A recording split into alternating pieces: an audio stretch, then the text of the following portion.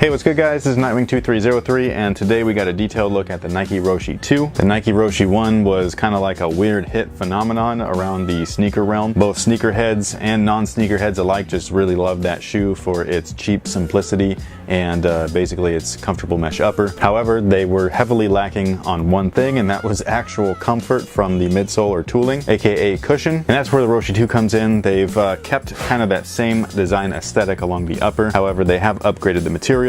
So instead of a one-piece mesh, this is actually a one-piece neoprene-like material. It actually looks like mesh, and certain areas like where the swoosh is located have been kind of embossed or debossed just to kind of give it that overall clean one-piece look. There is ventilation featured on the tongue. Gigantic perforations are in there, so if you guys are worried about breathability, it is there. Maybe not quite as much as the original Roshe, since those were a very open mesh, but it's still there nonetheless. Now the visual design from the upper hasn't changed much. They've kept most of the design features intact. So if you did like that on the original Roshe, then again, they're still here. For some reason though, when I look at both of them, I kind of like the actual original one better just from a visual standpoint. I'm not really sure what it is, but there is something about that shoe that I gravitate towards more, even though these are a lot more comfortable. Now the thing that they've actually changed in here again is the midsole tooling. So what they have is a tri-density foam setup. Now if you're familiar with any of my previous videos, you'll know that I have covered the Prime Hype DF, which features DF or dual fusion cushion technology. Dual fusion is a dual density Phylon setup. Dual meaning two types of Phylon, one firm for support and then one soft for cushion. Now these guys, again, they're a tri-density foam setup of Phylon. So you have 3 layers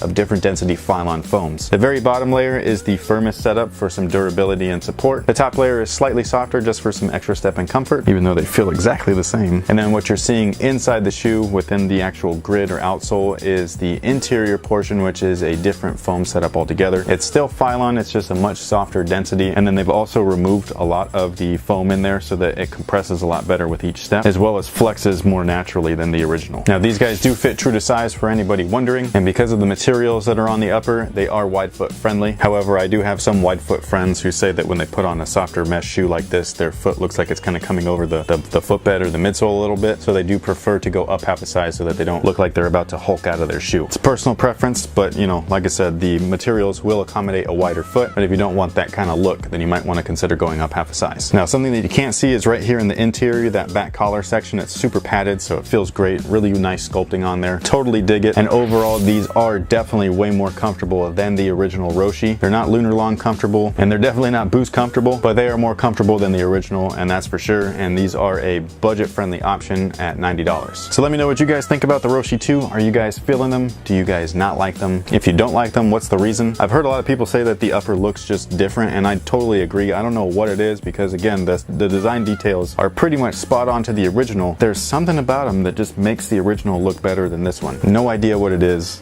I could just be completely used to the original, and maybe I just need to warm up to these. I'm not sure. But let me know your thoughts down below in the comment section. Let me know if you grabbed a pair. If you do you like them? Do you like the original more? You know, which one do you find more comfortable as far as cushion is concerned? And again, thank you so much for watching. Thanks for all your support, and until next time guys, have a good one. Air Jordan 1 outsole, and if you're looking for traction, this guy's where it's at. This is bar none the best traction I've ever used, hands down. I wish this was on the Air Jordan 31, because that would have been amazing. And yes, it is better than the Kobe 9 and the Air Jordan 28. I'm telling you, man, if you want stop on a dime traction that's gonna pop your own hip out, this is where it's at, trust me. Got that OG white insole with the torsional shank. These guys actually have some really cool graphic splatter on there as well. And then both of them feature the super aggressive multi-directional herringbone traction, which in my opinion is a standout feature on court. So if you are a guard that needs traction, these are one of those shoes that you're going to want to look at. They're also really great with court feel as well. So again, it's a guard shoe, hence being Stephen Curry's shoe. But if you're looking for specific